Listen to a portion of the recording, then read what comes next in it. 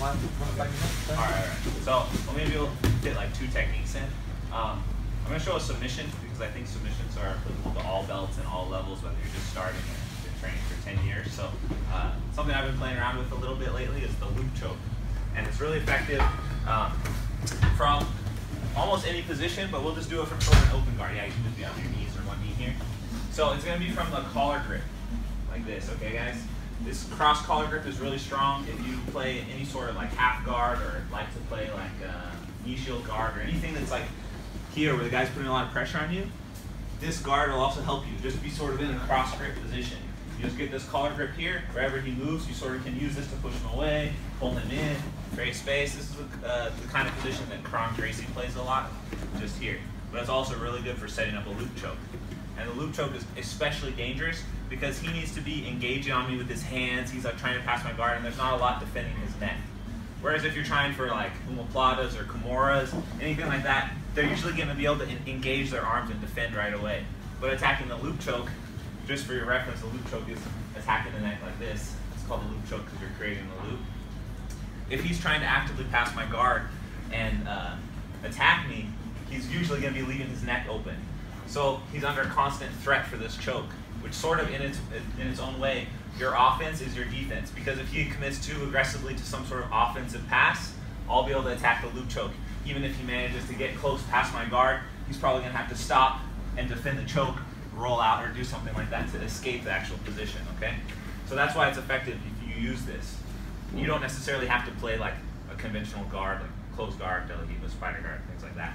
So this is a fun thing you can do where you have good offensive options and a lot of defensive options as well, okay? So down to the actual choke. The first thing you're going to want to do is don't be tempted to grab super deep in the collar. People think you need to grab super deep to get a strong control, and it feels tight like this, but for this position you actually want to grab a little bit loose. Maybe have like 2 or 3 inches of space between your hand and his neck, okay? If anyone can't see, you can come to the other side. I mean, maybe I can turn this way since no one's over here anyway. So you want to have a little bit of loose slack here in the lapel when you're going to attack this, and making sure that your palm is up, of course, and having your thumb grip tight, and also give it just a little bit of a turn upwards at first. The reason you just give it a little bit of a turn upwards is if he tries to break my grip here, if I just keep it like this, he'll probably be able to break the grip pretty easily if you don't have super strong grips. But a little detail that I've learned is if you grab here and turn like this, and then he tries to break the grip, it's actually a lot harder.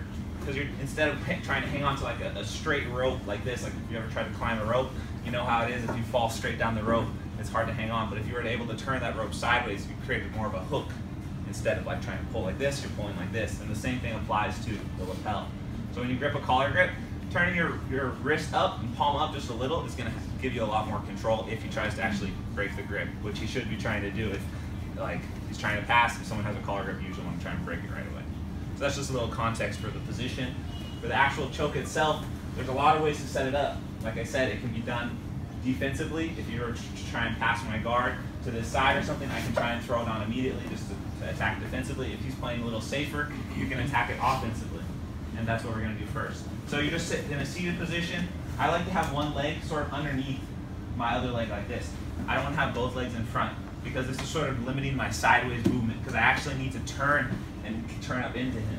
Okay, and if I leave my foot too far in front, just going like this, I can move my upper body, but I can't actually follow through as easily. So you need to have the mobility, so putting one foot underneath is going to help you in case you need to follow the guy to actually finish the choke. It will allow me to come up more, okay? So that's why we have our foot here. So that's an important detail. So I'm here, my free hand, usually it's just basing around the mat to help me maintain base and control of movement, but to actually set up the choke, my hand is going to go to the back of his head, okay? It goes to the back of his head so I can force his head down and into me, like this, okay? Here, here. At the same time, my right arm is I'm going to lift my elbow and try and slide the lapel in front of his neck and up, okay? And it's very important you point your elbow as high as you can to the ceiling. You don't just go here and like this, and try and squeeze like it's not a guillotine. The loop choke is important to turn your elbow up as high as you can. Okay? So, as I go to the back of his head, pull him down and into me, I bring my hand through my wrist here. Okay? That's what's going to give you the leverage to actually hold it in place. Sometimes if you just do the loop choke and you don't commit hard enough to this hand here, he'll just be able to turn his head out and pop it out of the way. So you need to actually trap his head like this. And you can see I'm driving his head through and under to get good leverage here, okay? That's why it's also important to have sort of a loose grip. If you grab too tightly, you'll feel that when you go, your wrist might not be like as strong of a grip. So you kind of have to play with it, what works for you. I like to have just a little bit of slack. Reach behind the head, curling through, and then to finish the choke, this is the key part. If I just fall back here like this, he's probably just gonna be able to roll out of the choke if he has sort of any awareness of the position. So that's one of the downsides if we're not controlling his lower body. When I go for the choke and try and fall, if I try and fall just right here, I might not be able to finish it. Sometimes you can still finish it if the guy sort of panics and just tries to reach to defend. But what we need to do to stop him from rolling is actually use our legs. So my right leg in this case is going to be what's helping me here. So I'm going to go here, and as I fall down, I'm going to bring my leg on top of his shoulder and over the back. Okay? You can see how that's going to help you stop him from spinning out.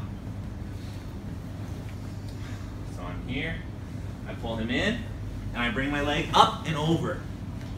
His head is right in my solar plexus, which is fine for me. I want to isolate his head as much as I can.